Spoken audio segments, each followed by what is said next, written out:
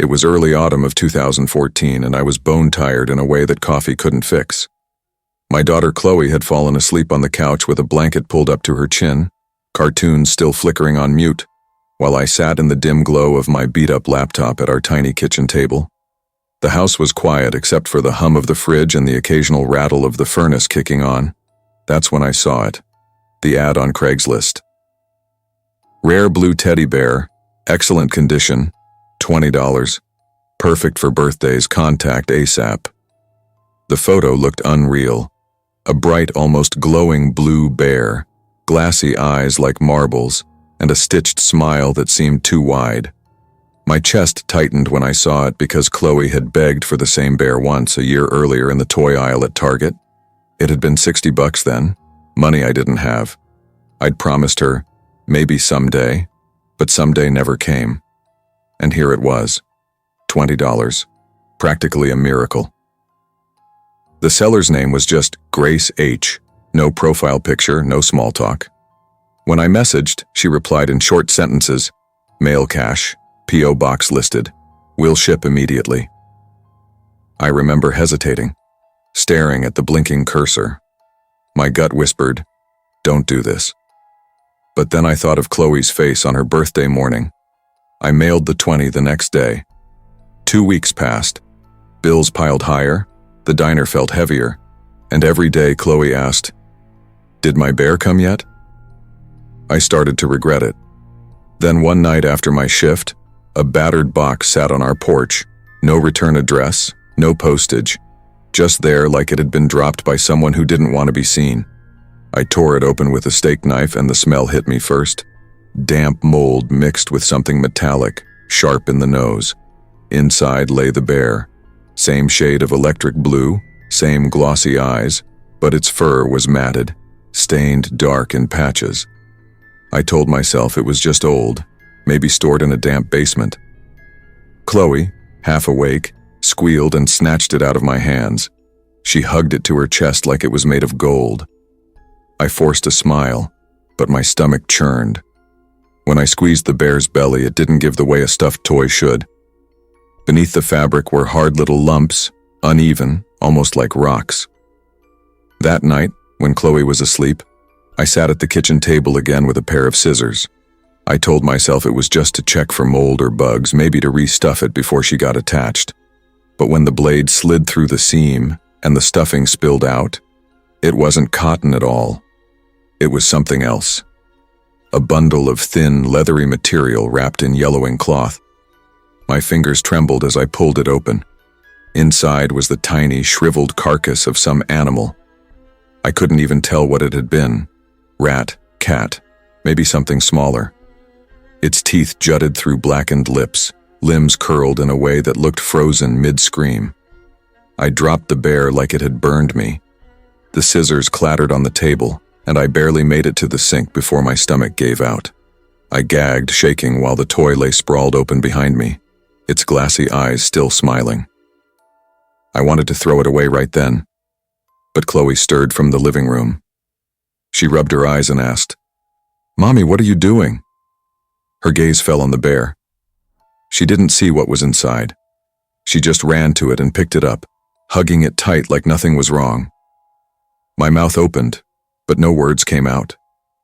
The next morning, I wrapped the bear in 2 garbage bags and shoved it under the sink until I could figure out what to do. Chloe cried when she couldn't find it, kicking her feet against the floor, her little voice sharp and panicked. "I want my teddy, where is it?" "It got dirty, baby, I need to clean it," I lied, stroking her hair. At work, the image of that shriveled body kept crawling back into my mind. My manager barked at me for forgetting orders, and customers snapped when I spilled coffee. I couldn't focus. That night, after Chloe was asleep, I checked Craigslist again. The ad was gone. The account, too. Like it had never existed. The next morning, I took the bear to the police station, wrapped in a brown grocery bag. The officer behind the counter looked at me like I was crazy when I explained. He carried it into the back and came out 20 minutes later with a tight face. "There's something organic in there, yes. But it's not human. Looks like a small animal. Could be a prank. Someone put a dead thing inside a toy and mailed it to my kid. That's not a prank. He sighed. We'll file a report. But honestly, ma'am, without more, there's not much we can do. Craigslist is a mess. Be careful what you order. Humiliation burned in my cheeks as I carried Chloe out, her small hand gripping mine, her eyes full of tears. Why did the police take my birthday bear? She whispered. I told her it was broken. I told her I'd find her another one, but her face hardened in a way I'd never seen before. That night I barely slept. Every time I closed my eyes, I heard faint scratching. Not in the walls, not outside. In the kitchen, where the garbage bags were. I finally got up, stuffed the bags into the outside bin and dragged it to the curb even though trash day was still days away. When I came back in, Chloe was standing in the hallway in her pajamas. Why'd you throw Teddy away, Mommy? Her voice was flat, not sleepy at all. My mouth went dry. Baby, you shouldn't be up. She tilted her head, her hair falling over one eye. He doesn't like the dark. The next morning, the garbage bin was tipped over. The bags were gone. Months passed and life crawled forward. Chloe turned 6 without the bear, and I thought maybe the memory of it would fade. She started kindergarten, learned to write her name in big shaky letters and filled the fridge with stick figure drawings. I worked doubles, came home exhausted, and tried to believe we were safe. Then, one afternoon in spring, Chloe came running off the school bus with something clutched tight in her arms. I froze when I saw it. The blue teddy. Spotless this time, its fur bright and clean, the glassy eyes gleaming like polished marbles. Where did you get that? My voice cracked. A girl at recess gave it to me. What girl? She shrugged. Her name was Sarah, I think. She said I could have it. I called her teacher that evening, heart hammering. The teacher sounded puzzled. There wasn't a new girl today. No one named Sarah in her class.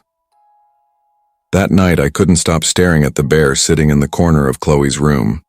Its smile looked wider than before, like it was pleased to be back. Around midnight I woke to soft scratching sounds. At first I thought it was a raccoon outside, but the sound came from inside the house. From Chloe's room.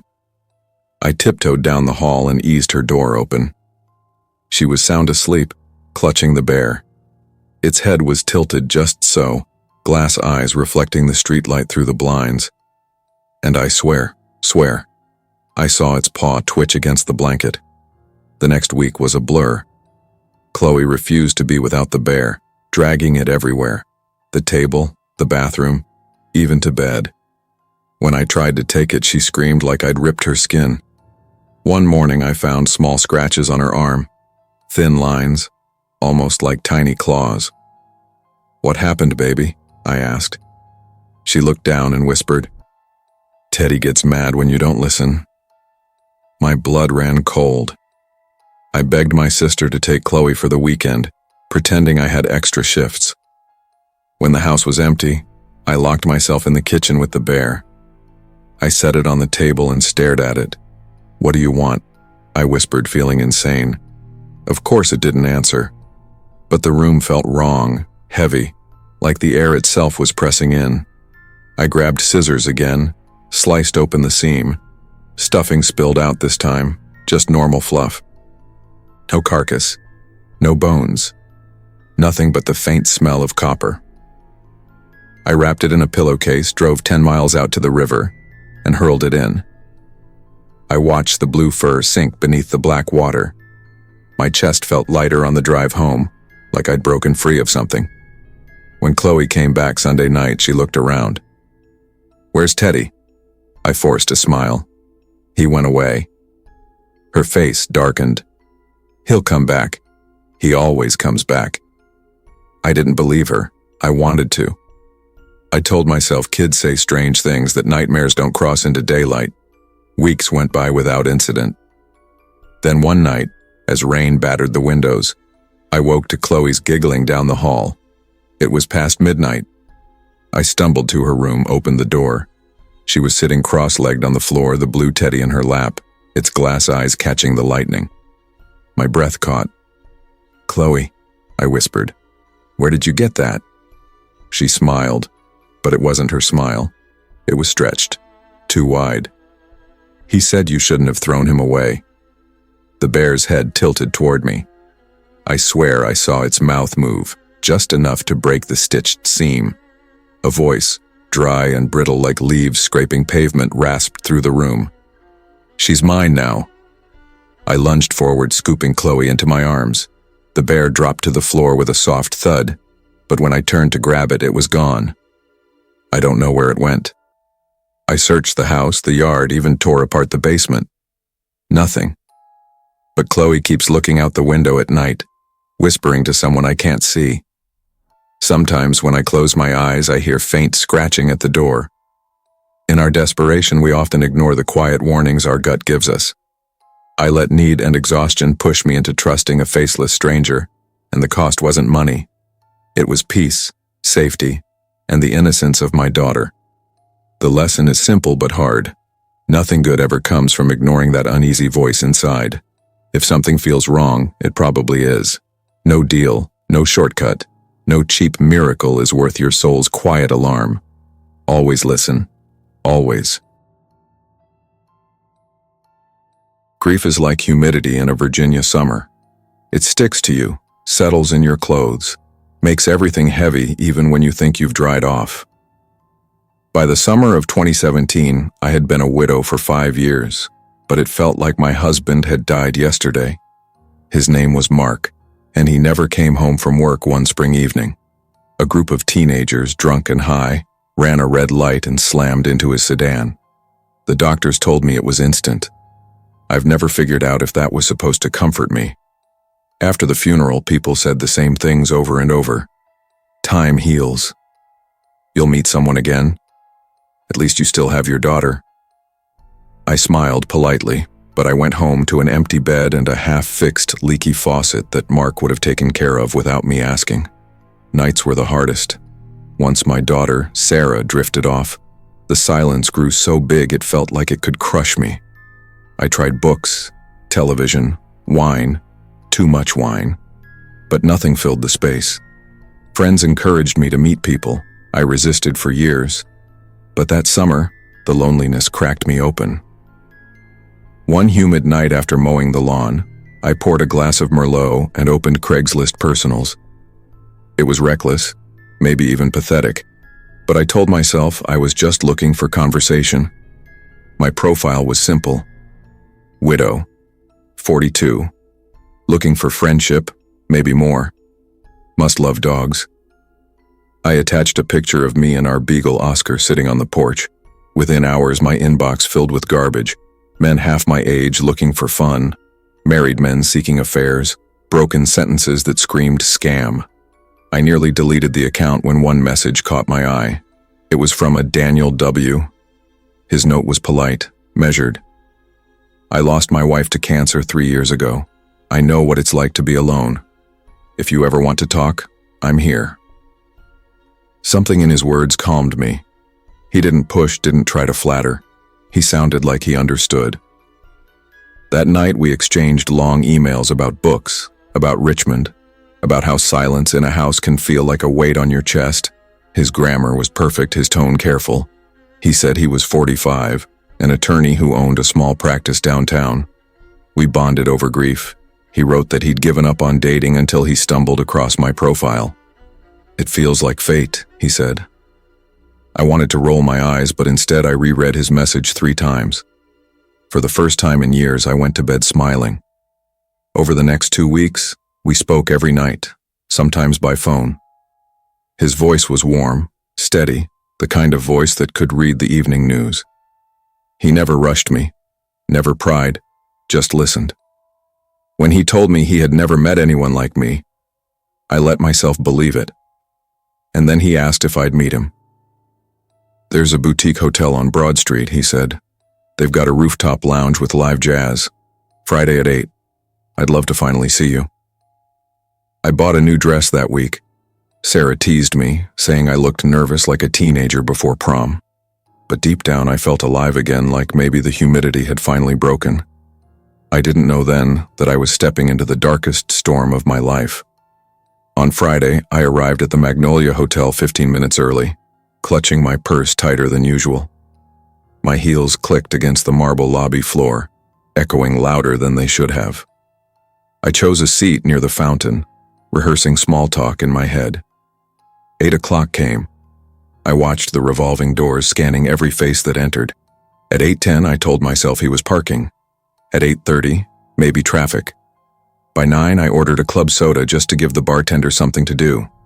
At 9:30, my hope wilted. I called his number, straight to voicemail.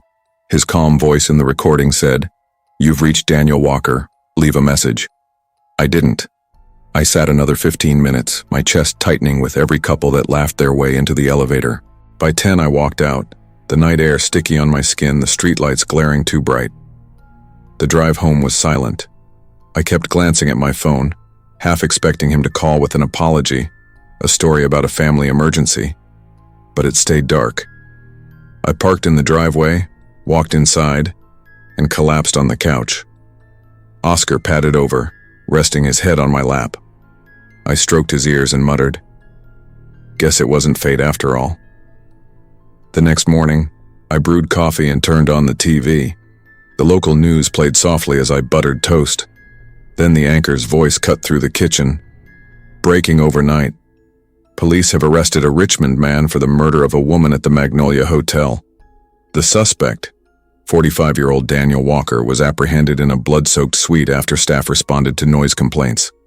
The victim, a local real estate agent, was found deceased at the scene." The toast slipped from my fingers. My eyes snapped to the screen. His mugshot filled the frame. Daniel, the same man whose voice I'd listened to for hours, whose words I'd clung to like rope. He was in handcuffs, face blank, eyes cold. The anchor continued. "Sources say Walker has a history of psychiatric hospitalization. Investigators believe he used Craigslist and other sites to lure vulnerable women." I dropped my coffee, the mug shattering across the tile. My hands trembled as I replayed every email, every phone call. He had invited me to that hotel. If he hadn't found someone else, if his plans hadn't shifted, it could have been me lying in that suite. Sarah came downstairs yawning and saw the mess. "Mom, what happened?" I wiped my face quickly. "Nothing, sweetie, just dropped my cup." But she frowned at the TV, at the photo. "Isn't that the guy you were talking to?" I turned it off, my stomach twisting. "No," I lied. "Just someone who looks like him." That night, I lay awake listening to the creaks of the house, every sound amplified. I kept thinking about his calm emails, his gentle voice, and how behind it lurked something violent, something calculated. I realized I had brushed shoulders with a monster. The police called me 2 days later. They had found my emails in his account. The detective's tone was professional, but carried a weight. "Ma'am, we need you to come down and give a statement. You may have been his intended target." The words knocked the breath out of me. At the station, they printed out my messages, highlighting lines where he mirrored my grief, where he said we were meant to heal together. They asked if I ever noticed inconsistencies. I shook my head. He'd sounded educated, stable, even kind. The detective leaned back. "Predators like him study their victims. They mirror pain to gain trust." I went home feeling violated, as if every word I had typed had been stolen, twisted into bait for something darker. I sat at the kitchen table with the stack of printed emails, reading them over. His compliments now felt like knives, his promises like traps. I burned them in the fireplace that night, watching the words curl and blacken. Sarah found me staring at the ashes. "Mom, are you okay?" "I'm fine, honey." But I wasn't. I jumped at every knock on the door. I unplugged the landline, blocked unfamiliar numbers. I even stopped walking Oscar after dark. The fear lived in my skin, humming under every breath. Weeks later, the papers printed more about him. He wasn't a lawyer. He'd never gone to law school. His parents had committed him in his 20s for violent delusions. He wrote in journals about punishing women who led men on. He'd been in and out of hospitals, slipping through cracks until finally he created his Craigslist persona. I sat on the porch with a glass of wine, staring at the cul-de-sac where Mark used to wash the car, and thought about how close I had come. Just a different night, a different room key, and Sarah might have lost both parents. That realization haunted me more than anything. The trial came that fall. I sat in the gallery, my hands clenched in my lap, watching him shuffle in wearing an orange jumpsuit. He didn't look at me. He stared straight ahead, face blank, as if none of us existed. The prosecutor read aloud excerpts from his journals, and my stomach turned. He wrote about hunting women online, about how widows and divorcees were easy prey. He listed ways to win trust. Mirror their grief, pretend to be professional, never push too hard. The victim's family sobbed quietly in the front row. I couldn't bring myself to cry. My tears had dried weeks earlier. All I felt was cold. He pled guilty, sparing everyone a drawn-out trial. The judge sentenced him to life. As deputies led him away, he glanced briefly at the gallery. Our eyes met for the first and last time. There was no remorse there, only emptiness. Weeks later, I read in the paper that he hanged himself in his cell. I stared at the headline for a long time, not knowing if I felt relief or anger. Maybe both. Sarah tried to make me laugh. "Guess you dodged a bullet, huh, Mom?" I smiled faintly, but said nothing. How could I explain the feeling of almost being erased? Years have passed since then, but I still feel him in the quiet. When I pass the Magnolia Hotel, my stomach knots. I see the rooftop lounge in my mind, empty, waiting for me to sit there like bait. I never went back to online dating. My friends say I should try again, that I deserve happiness. Maybe they're right, but every time I consider it, I hear his voice on the phone, steady and warm, masking the violence beneath. I can't risk it. Instead, I've poured my energy into Sarah, into our home, into living small but safe. I adopted another dog to keep Oscar company. I planted roses in the yard, though Mark always hated the thorns. Sometimes late at night I pour a glass of wine and sit on the porch. I think about fate, about how close it came to swallowing me whole. I remind myself that evil doesn't always look like a monster. Sometimes it looks like a kind smile and steady words typed across a screen. When people ask why I don't date, I tell them the truth. Because once, I thought my life was about to begin again. Instead, I brushed shoulders with a killer. They usually laugh nervously, thinking I'm exaggerating, but I'm not. I lived it, and I'll never forget it. Loneliness makes us vulnerable, and predators know how to exploit that. Trust is sacred, but it should never be given blindly, especially to strangers hiding behind screens. I learned too late that desperation for connection can cloud judgment. The lesson is simple. Guard your heart, listen to your instincts, and never let grief or longing make you ignore the warning signs. Your life may depend on it. By late November of 2019, I was 23 years old, broke and restless. Harrisburg, Pennsylvania felt too small for me, but life had a way of keeping me there.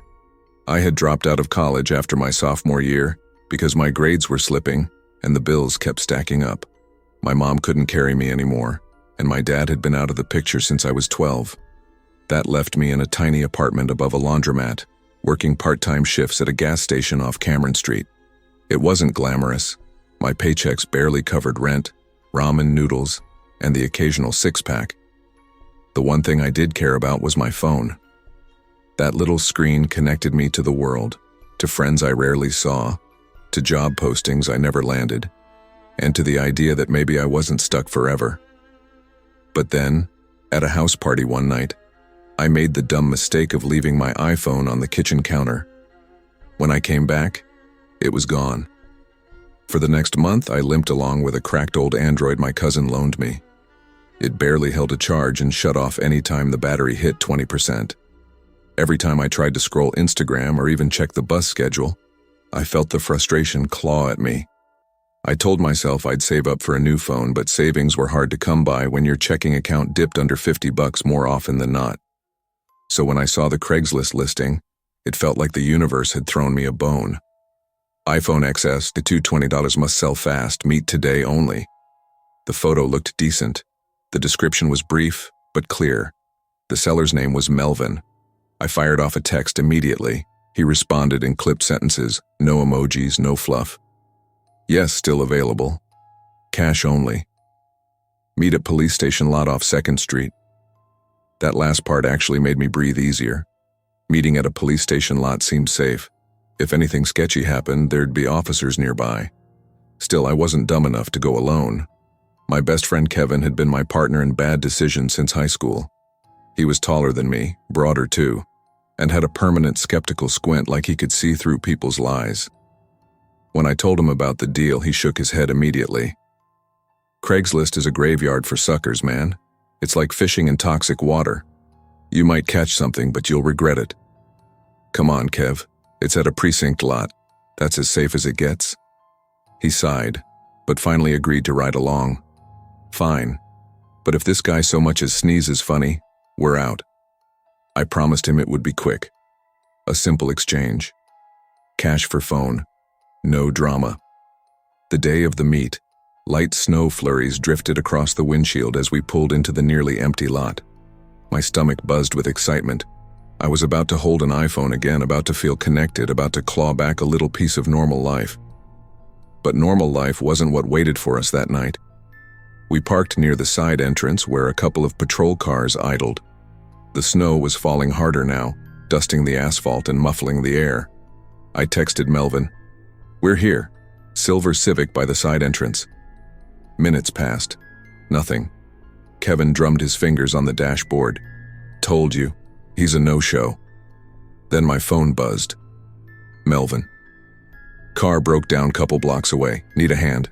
Just drive over quick. Kevin frowned immediately. Nope, that's a setup.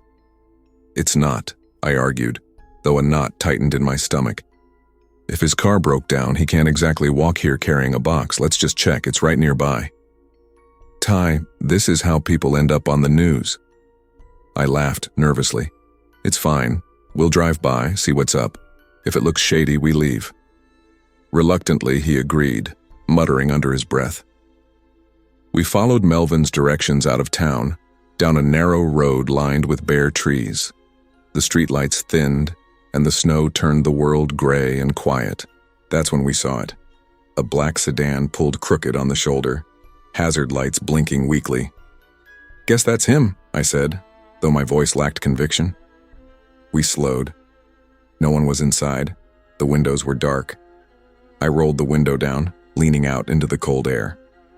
Melvin? Silence, just the faint hiss of snow on asphalt. Kevin grabbed my arm. Dude, look. In the side mirror, between the trees, shadows shifted. Not one, several. Figures ducking behind trunks, their outlines just visible against the snow. My chest tightened. Oh, hell no. Kevin's voice was sharp. Go. Now. I slammed the gear shift, spinning us into a shaky U-turn. The Civic fishtailed, gravel crunching under the tires as I floored it. My hands shook on the wheel, heart pounding so hard I thought I might pass out. We didn't stop until we reached a diner off the highway, neon sign buzzing in the dark. Inside, the warmth hit us like a slap. We slid into a booth, both of us breathing hard. Kevin glared at me across the table. I told you. I freaking told you. Before I could respond, my phone buzzed again. Melvin. Where are you? Thought you were gonna help. Then a moment later, a smiley face. The waitress came over, poured us coffee. My hands were still trembling as I stirred sugar into the cup. I kept telling myself we were safe now. But then Kevin stiffened, his eyes fixed on the counter. What? I whispered. Don't look, he muttered. Of course I looked. At the counter sat a man in a hoodie, alone, stocky build, pale skin. He glanced our way for a split second before lowering his head, stirring his drink slowly. My stomach dropped. We weren't safe. Kevin's knee bounced under the table. We need to leave. Now. I tried to act calm, but my hand shook as I reached for my wallet. The man at the counter didn't look up again, but something about the way he sat, shoulders hunched, movements slow, made my skin crawl. We paid quickly and slipped outside into the biting cold. The parking lot was empty except for our Civic and a beat-up pickup at the far end. Snowflakes stung my face as we hurried to the car. Kevin cursed under his breath when we saw it. The driver's side tire was slashed open, rubber curling outward like black petals. "Son of a bitch," he whispered. My throat went dry. How did he know which car was ours? Kevin didn't answer. He scanned the lot, eyes darting. "We're not staying here." We sprinted back inside the diner. The man in the hoodie was gone. I called a tow truck, trying to keep my voice steady, while Kevin kept watch by the window. 20 minutes later, a rusty wrecker pulled up. The driver, an older guy with a thick beard, whistled low when he saw the tire. "Looks like someone didn't want you leaving tonight," he said. "No kidding," Kevin muttered. We rode with him back to the city, the Civic dragging behind us on the lift. The whole way, my phone buzzed with more texts from Melvin. "Where'd you go?" "Thought you wanted the phone." "Don't worry, I'll find you." I blocked the number, but the chill in my spine didn't fade. At home, Kevin crashed on my couch. Neither of us slept much. Every creak in the building made us sit up, waiting for footsteps on the stairs. The next day I checked Craigslist. The ad was gone, but a new one had appeared. Same photo of the iPhone, same price, different name. It wasn't about selling a phone. It was bait. For weeks, I couldn't shake it. Every time I saw someone in a dark hoodie, my stomach knotted. I started locking my apartment door twice, sometimes 3 times. I avoided walking home alone after work, even in daylight. Kevin tried to make jokes. "At least we didn't get murdered in the woods, that's a win, right?" I forced a laugh, but inside I kept replaying the moment we saw those shadows between the trees. What would have happened if we'd stepped out of the car?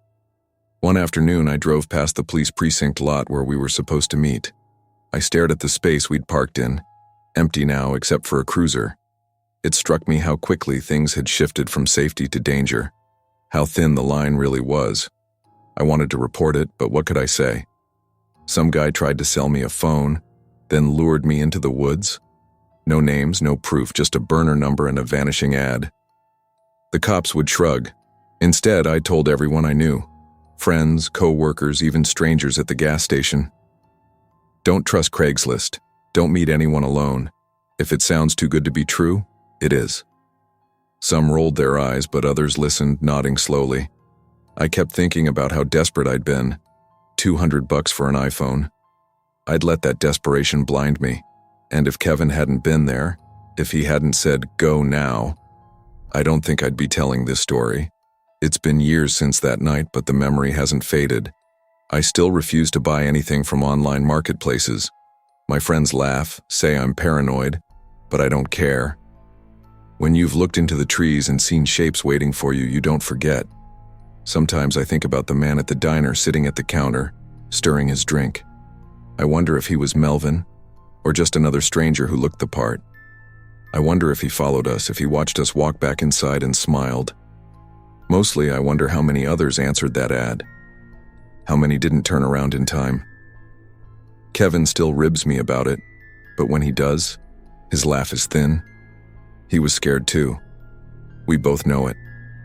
Whenever I tell the story, my voice lowers when I reach the part about the black sedan, hazard lights blinking, parked crooked in the snow. That wasn't a broken down car. That was a trap.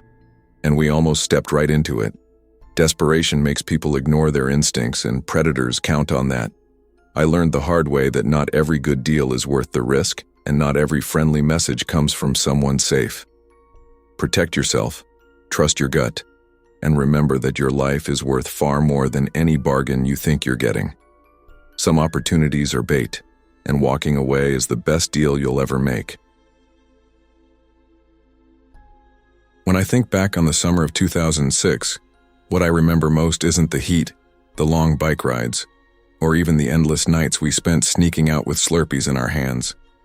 What I remember is the feeling of being watched.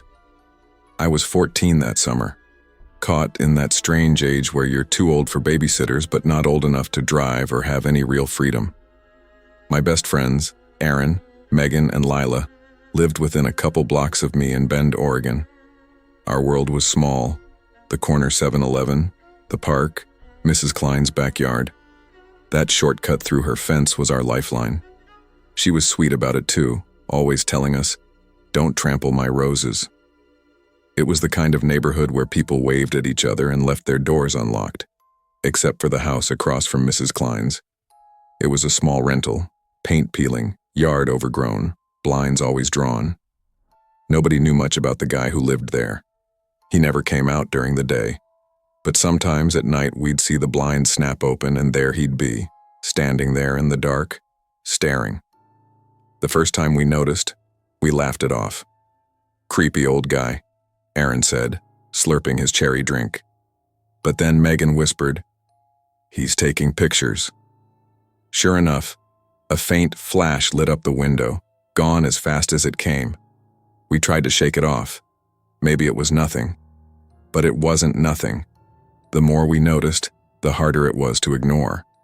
Shadows moving behind hedges, a silhouette standing rigid in his doorway when we dared to get too close. He never said a word, never moved, just watched. That summer, childhood ended for me, not with a bang, but with the feeling of eyes following me home. It started with the truck. We were riding home one evening, after the sun dipped low, the sky fading to purple. We'd cut through Mrs. Klein's yard like always when headlights swung around the corner too fast. A beat-up red pickup screeched to a stop beside us. The driver leaned out the window, heavy-set, eyes sunk deep into his face, lips trembling like he was holding something back. "Which one of you was in my yard?" he growled. We froze. None of us said a word. "I've seen you," he said again. His voice shook, but not with fear, with anger. "Don't think I haven't." Aaron muttered, "Come on," and we pushed off on our bikes, pedaling hard. The truck rolled after us, tires crunching, slow and deliberate. It didn't speed, didn't swerve, just followed, engine humming low until we reached our block and bolted inside our houses. I didn't sleep that night. Every creak of the house made me think he'd followed me home. The next day I told my mom. She frowned, more annoyed than alarmed. "Well, maybe you shouldn't be cutting through people's yards. You kids push boundaries and neighbors don't like it." Megan's mom said the same. Lila's dad even laughed, said, "What's he gonna do, ground you?" Adults didn't get it. They hadn't seen the way his eyes locked on us, the way he stayed silent and still in his doorway. They hadn't felt hunted, and so we stopped telling them. We kept it to ourselves, this little storm cloud we all carried. But the thing about storms is, they don't stay small forever. The tapping came first. It was past midnight, a week after the truck incident. I was lying in bed when I heard it, a faint tap, tap, tap against my window. I froze, heart thudding so loud I thought it would wake my mom down the hall. I stared at the curtains, too scared to move. Finally, I bolted upright, yanked the cord and threw them open. Nothing. Just the streetlight casting long shadows. The next morning I told myself it was a branch, maybe wind. But then Megan said, "Did anyone else hear tapping last night?" We all nodded. It got worse. Lila swore she saw someone standing in her driveway at 2 a.m, holding something that looked like a camera. Aaron found footprints under his window, pressed deep into the soil. One evening, while biking past the park, we found something stuffed into the storm drain. Torn notebook pages, damp and curling. Inside were stick figure drawings, crude but clear. 4 kids, labeled with our initials, J.A.M.L.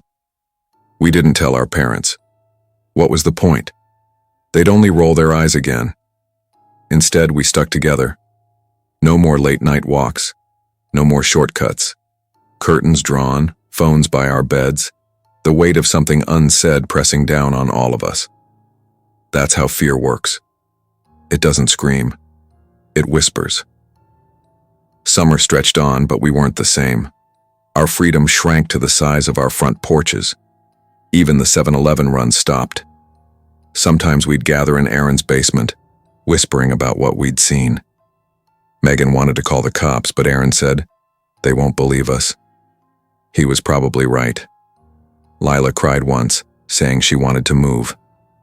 I wanted to tell her I did too. The man across the street never stopped. His blinds would snap open, his silhouette a shadow at the glass. Sometimes the flash of a camera lit his window, quick and sharp. I wondered what he did with those pictures. The red truck circled less often, but every time it did we froze, holding our breath until it disappeared around the corner. I started keeping a baseball bat under my bed, like that would make a difference. It's hard to explain the shift that happened inside me that summer. Before, I thought adults were supposed to protect us. That danger came with warning signs, like in movies. But this was different. This was quiet, steady, patient. And no one believed us. We weren't just scared of the man across the street anymore. We were scared of how invisible we'd become. By the time school started, the man was still there, still watching, still waiting. We never had some dramatic showdown, no heroic escape. We just learned to live with it, that constant weight on our shoulders. One by one, we stopped talking about it out loud, as if silence could make it less real. But I carried it with me. I still do. Even now, years later, when I drive back through Bend, I can't help but glance down that block. Mrs. Klein's roses are probably gone, the shortcut fence replaced. But I know that house. I know the blinds. And I swear, sometimes, when I look too long, I feel it. The stare pressing back through the glass. That summer changed me. It stole something I'll never get back. Childhood ended not in one moment, but in the slow, creeping realization that the monsters we're warned about aren't hiding under beds or lurking in alleys. Sometimes they live across the street, waiting for you to notice them. I learned young that fear doesn't always come from what we imagine. Sometimes it comes from what's right in front of us, ignored by the people we trust to protect us. The lesson is simple but hard. Listen to the instincts that whisper something isn't right, and don't dismiss the fears of those who feel unseen. Because sometimes the danger isn't in the shadows, it's in plain sight, watching patient across the street. When I look back on the winter of 2011, I don't think about school dances or football games the way most kids from Flagstaff probably do. I think about that old ranch house on a dead-end road, the kind that never saw much traffic except for the occasional delivery truck or a college kid cutting through to avoid the main street. I was 15 then, restless and eager to make a little money of my own. My parents worked hard, Mom at the community college and Dad at the lumberyard, and while we never went hungry, I didn't exactly get the cash I wanted for gas, games, or pizza with friends. Craigslist was still something of a mystery to me. I'd heard older kids brag about buying cars off it or scoring free couches. For me, it felt like some hidden marketplace, a little rough around the edges, but alive with possibility. I was scrolling one night when a post caught my eye. Dog sitter needed. One night only. Must stay at my home. $100 cash. Easy money. It sounded too good to pass up. I imagined myself stretched on some stranger's couch, maybe raiding their fridge, getting paid just to hang out with a dog. $100 was a small fortune at 15. My parents raised their eyebrows when I told them, but after checking the address, just a few blocks away, they agreed. "You call us if anything feels wrong," my dad said. The house belonged to a woman named Mrs. Alder. She was older, maybe late 60s, with pale skin that seemed almost translucent under the porch light. She clutched a small terrier named Benny, white fur sticking out in clumps, like she'd been hugging him too tight. Her smile never quite reached her eyes.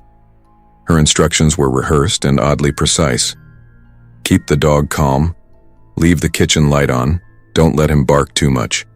And above all, never go into her bedroom. She pressed those rules on me like commandments. I nodded, pocketing the $100 promise in my mind. I didn't see the harm. Inside, the house smelled faintly of mildew masked with lemon cleaner. Newspapers leaned in towers against the walls, rugs overlapped across the creaky wooden floor, and mismatched lamps glowed with yellow light. I told myself it was just the kind of clutter old people liked, nothing sinister. At least, that's what I wanted to believe then. The first couple of hours passed in boredom. Benny paced the living room, yipping at shadows on the wall. I turned on the television, but the old box barely produced a picture, just fuzzy outlines and static. My phone became my lifeline, glowing bright in my hands as I scrolled through messages from friends who were out cruising around town. By 9, I was yawning. The dog was restless, darting from window to window like he heard things I couldn't. I poured myself a glass of water from the kitchen sink and sat cross-legged on the couch, trying to ignore the creaks and sighs of the house. Then something changed. Around 10:30, Benny's barking grew sharp, frantic, aimed not at the windows or doors but at the floor itself. He planted himself in the center of the living room, nails scratching against a faded rug patterned with strange, geometric shapes. The sound made my skin crawl. I tried to calm him, crouching low. "Hey, what's down there, buddy?" I whispered, half joking. That's when he darted into the hallway and straight through a door I'd been told to avoid, Mrs. Alder's bedroom. I hesitated. She had been so specific about that room. But Benny's growling pulled me in. The room was sparse, bare dresser, one stiff bed with covers tucked too neatly, a single lamp. In the center lay another rug, this one heavier, woven in darker reds and blacks. Benny scratched at the edge until his paws caught something solid beneath. Heart pounding, I tugged the rug back. That's when I saw it. A square outline of wood, a trapdoor with rusted hinges. No one had mentioned a basement. No one had mentioned anything at all. I pulled. The wood groaned, and a rush of cold, damp air rose into the room, carrying the smell of earth and rot. A ladder led into darkness below. Benny barked twice, then fell silent. The silence was worse than the noise. "Benny?" My voice cracked. No sound came back. That was when the first chill slid down my spine. I stayed frozen at the edge of the opening, waiting for the dog to reappear, ears straining for the scrabble of paws on wood. Instead, what I saw next burned itself into my memory forever. A hand. Pale, too long in the fingers, nails chipped and filthy, curling over the lip of the opening. It wasn't the hand of an old woman or even someone who looked healthy. It was thin, almost skeletal, yet strong enough to grip the wood. I stumbled back, nearly tripping on the rug. The hand lingered for a heartbeat, then slowly retreated into the dark, vanishing like it had never been there. I slammed the trapdoor shut so hard, dust lifted into the air, coughed once and yanked the rug back into place as if covering it could erase what I'd seen. My breath came ragged, chest tightening. "No, no, no," I whispered, fumbling for my phone. The screen glowed, but my hands shook too much to dial. Benny was gone. Just gone.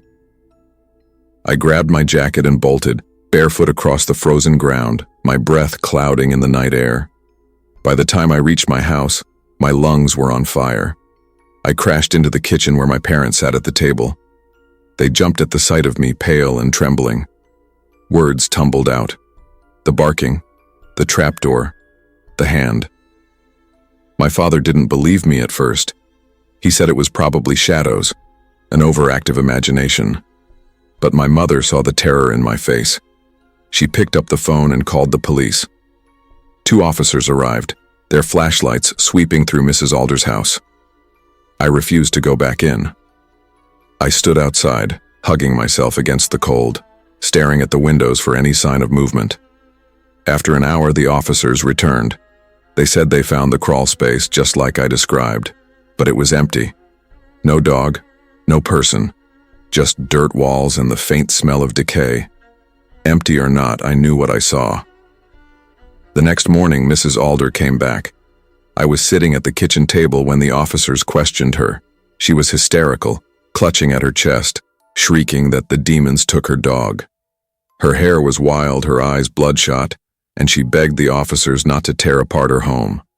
They asked her who had access to the crawl space. She claimed she didn't know it existed, even as they pointed out the door in her own bedroom.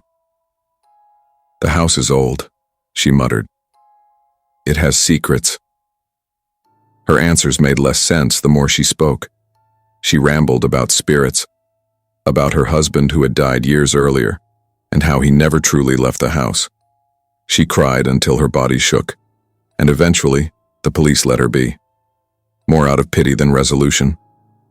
My parents didn't let me near her again. "Stay away from that road," Dad warned. "Nothing good comes from it." I listened. Nights grew longer that winter, and every time I heard a creak in our own house, I thought of that hand reaching into the light. Benny never returned. There were no missing dog posters, no search parties, just silence like he'd been erased. At school, I kept the story to myself. What would I say? That I saw something crawl out of a hole and steal a dog? Nobody would believe me. Still, I felt different, older somehow, more cautious. Craigslist was no longer a marketplace of easy money. It was a door I didn't want to open again. Years passed, but that night stayed etched in my memory. I never took another babysitting or dog-sitting gig. Whenever I saw an ad promising easy money, I heard Mrs. Alder's voice, frantic and cracked, reminding me to leave a light on and never go into her bedroom. By the time I turned 18, Mrs. Alder's house was empty. She'd been moved to assisted living after neighbors reported strange screams in the night. The place sat abandoned, curtains drawn, yard overgrown. Some kids broke in and claimed the crawl space was filled with bones of small animals. I never checked. I didn't want to know. Sometimes, late at night, I imagined Benny still barking somewhere beneath the earth, warning me away. Other times I picture that hand reaching up, waiting for someone else to take the bait. What really happened in that house may never be explained. But I know this. Monsters don't always live in forests or haunted mansions.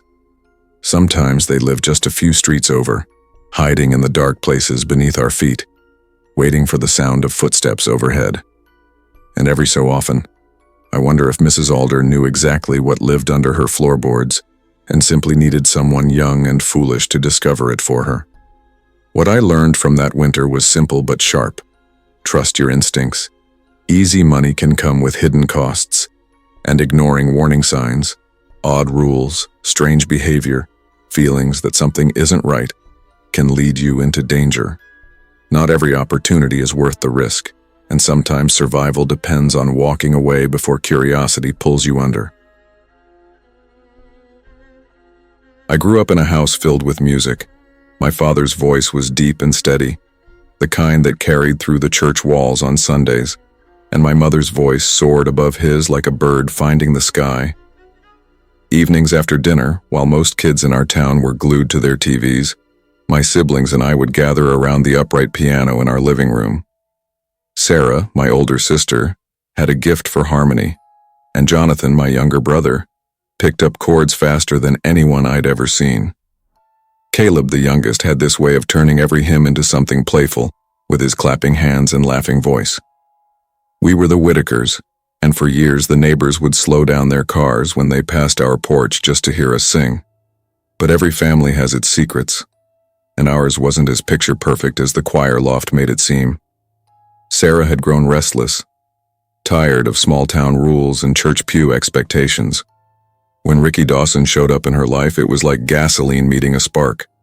He was older, rough around the edges, tattoos crawling up his neck, and a way of talking that made Sarah feel older than 17.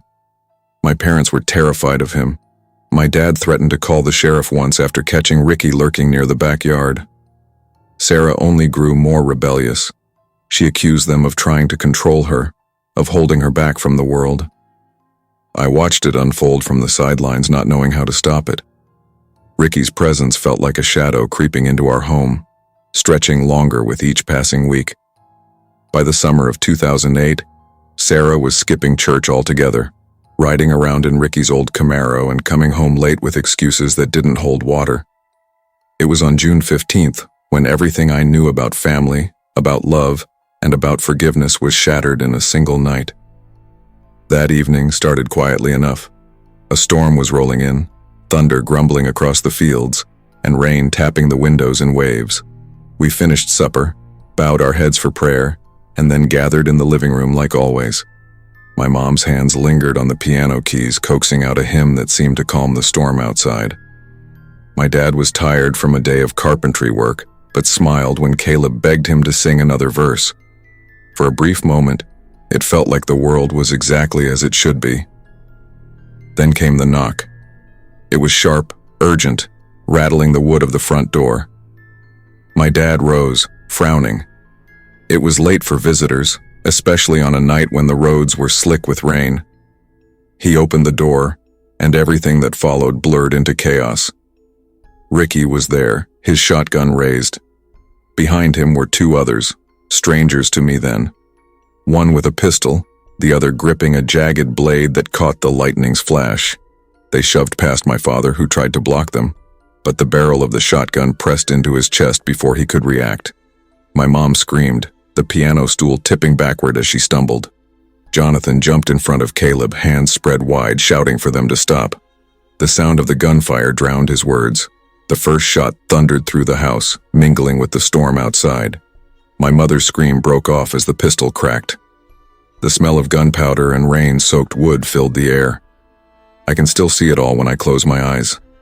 Jonathan collapsing beside Caleb, my mother's body slumping across the piano bench, my father wrestling Ricky across the kitchen table. It was blood, thunder, and terror, all tangled into a moment that would never leave me.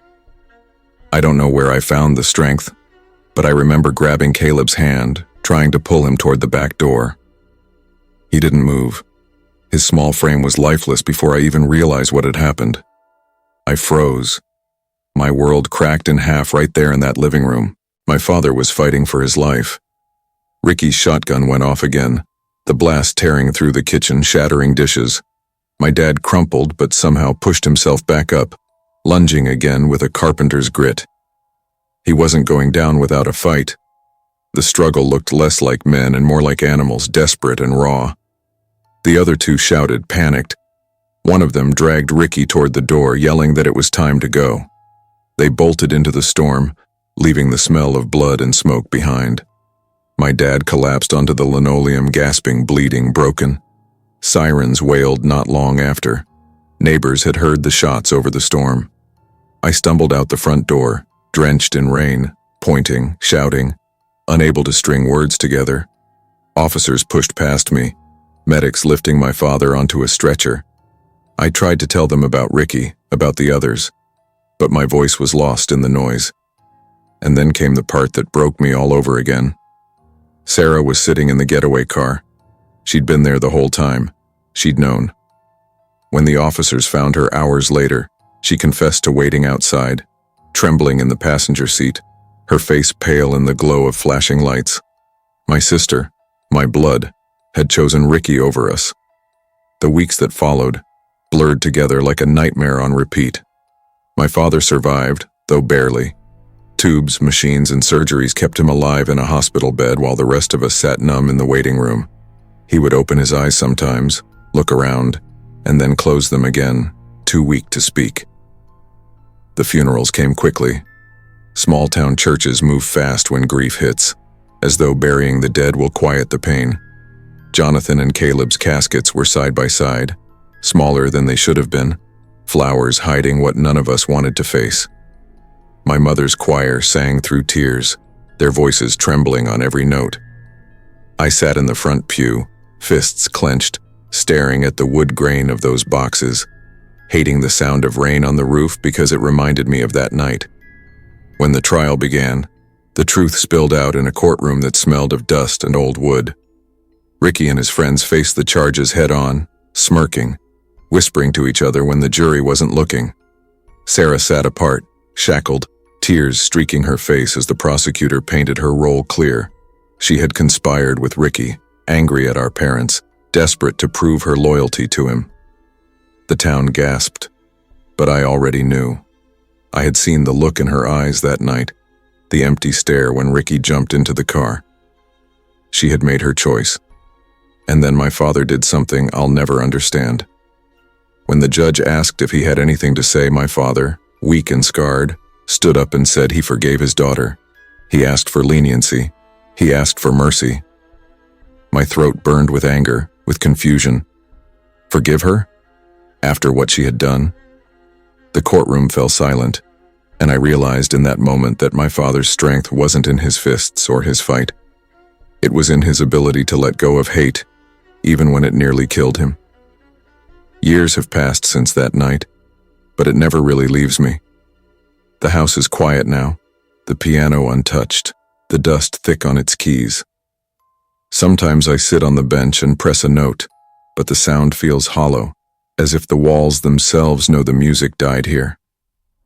My father travels now, speaking to churches, schools, even prisons. His voice trembles when he tells our story, but his message is steady. Hate will destroy you if you let it. Forgiveness will keep you alive. I've watched people weep in the pews when he tells them how he forgave his daughter, how he chose love over bitterness. I wish I could say I'm as strong as him.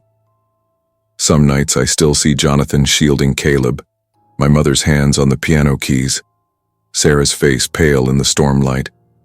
I wonder if forgiveness is possible for me, or if I'll always carry this knot of grief inside.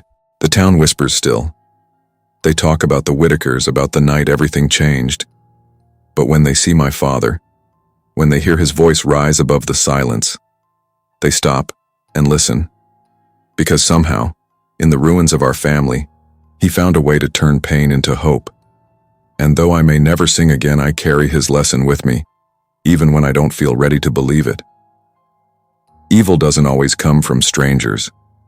Sometimes it comes from those closest to us, from choices rooted in anger and betrayal. But hate, if left unchecked, only deepens the wound. Forgiveness doesn't erase the pain, but it keeps you from becoming what you despise. In the end, it is the only way to keep living when the music dies. People in Aurora always say it's a quiet place, the kind of suburb where kids ride their bikes in cul-de-sacs and neighbors wave from their driveways. For the most part, they're right. But quiet doesn't mean safe, and I learned that in the fall of 2013 when everything I thought I understood about security and trust shattered in one night. My name is Diane Mitchell, and back then I was just trying to keep my family afloat. My husband Bill worked sunup to sundown at the garage, coming home smelling of grease and steel. I picked up shifts at a diner on Colfax, the kind where the coffee's always burnt and the regulars all want to know your business. Between the two of us, we scraped enough to pay rent, keep the lights on, and keep food on the table. But medical bills were a monster we couldn't wrestle down. Our son Ryan had asthma so severe he'd end up in the ER more times than I could count.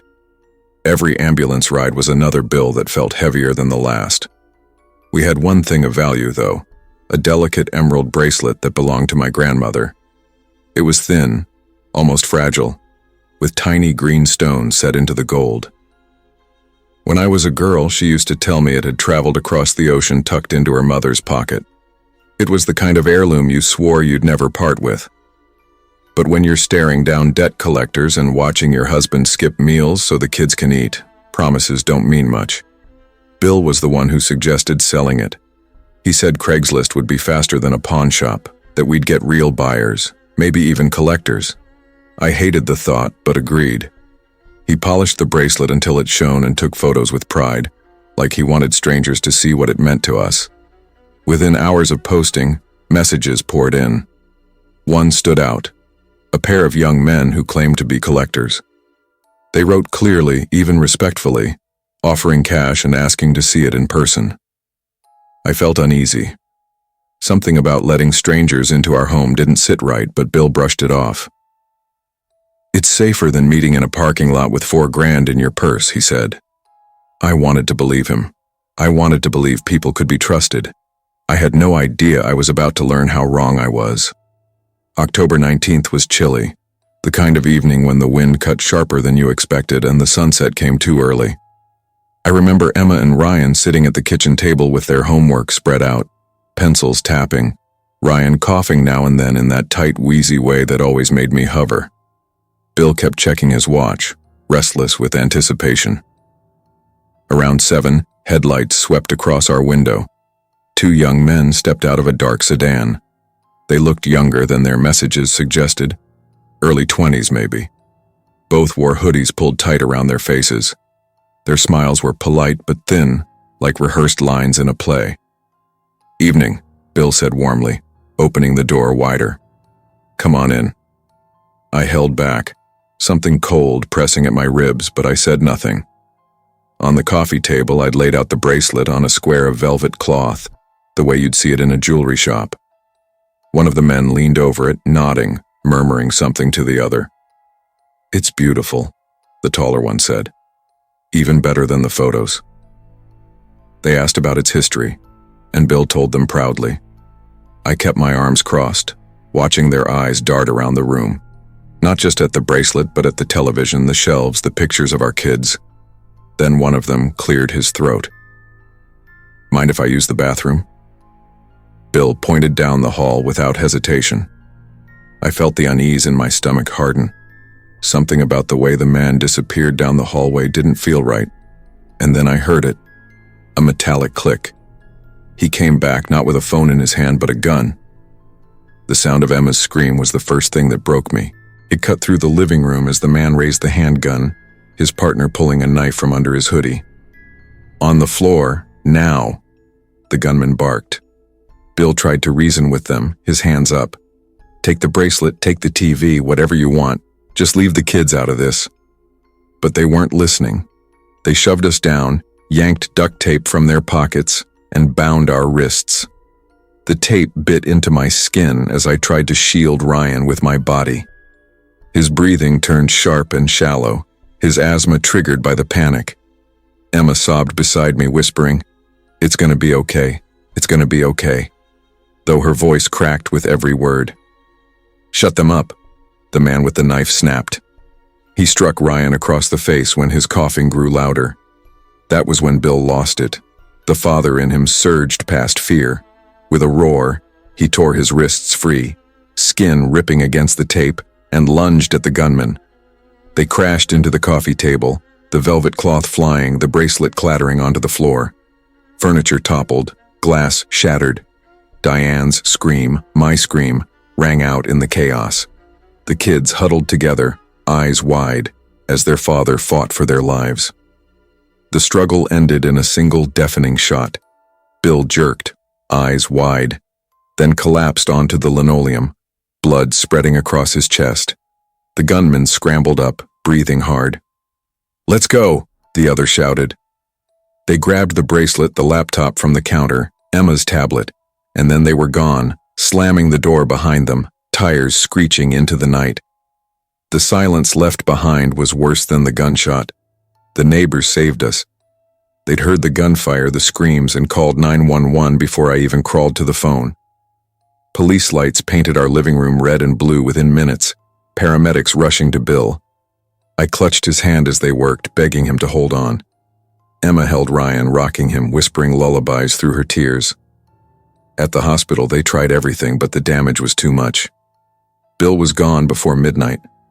I remember sitting in a chair in the sterile waiting room, staring at my hands still sticky with his blood, thinking how a bracelet, a stupid, shiny bracelet, had cost me my husband. The police worked quickly. The intruders had been sloppy, using their real first names in the Craigslist messages. Traffic cameras caught their car leaving our street. Within weeks, both were arrested. At the trial, I sat clutching the empty velvet pouch where the bracelet once lay. The prosecutor detailed their crimes, their history of theft escalating to violence. When the judge handed down their sentences, decades behind bars, his words cut through me. "You didn't just steal property, you destroyed a family." The bracelet was recovered, tucked into an evidence bag. They asked if I wanted it back. I shook my head. To me, it wasn't an heirloom anymore. It was a weapon. Emma testified too, her small voice trembling as she described the night. Ryan clung to my side, pale and fragile, his inhaler always close at hand. We left that courtroom with justice, maybe, but not peace. It's been years now, but October 19th never leaves me. The anniversary feels heavier than the rest of the calendar, a day where the air itself seems colder. Emma is grown, stronger than I ever imagined, though her eyes carry a shadow that shouldn't belong to someone so young. Ryan still struggles with his health, but he's tougher than his doctors give him credit for. He says he remembers the sound of his father's voice more than the gunshot, and I pray that's true. As for me, I live with silence where music and laughter used to be. I still keep the velvet pouch, empty, folded into the back of a drawer. I can't bring myself to throw it away, even though it hurts to see. Sometimes I wonder if keeping it is my way of remembering the cost of trust misplaced. I've replayed that night 1,000 times in my head, asking myself what I could have done differently. Maybe if we had met in a public place, maybe if I had trusted my gut, maybe if Bill hadn't tried to be brave. But maybes don't bring back the dead. What I know now is simple. Strangers on a glowing screen don't deserve blind faith. Safety isn't something you gamble on for money, no matter how desperate you are. Bill gave his life protecting us, and I'll carry that with me until my own last breath. The bracelet is gone, but so is the illusion that people are what they say online. Desperation can make people ignore their instincts, but no deal is worth risking your family's safety. Trust must be earned, not given to strangers who hide behind polite words. We often think danger lives far away, but sometimes it enters through the door we open ourselves. Hold on to what truly matters, loved ones, because once they're gone, no treasure on earth can replace them.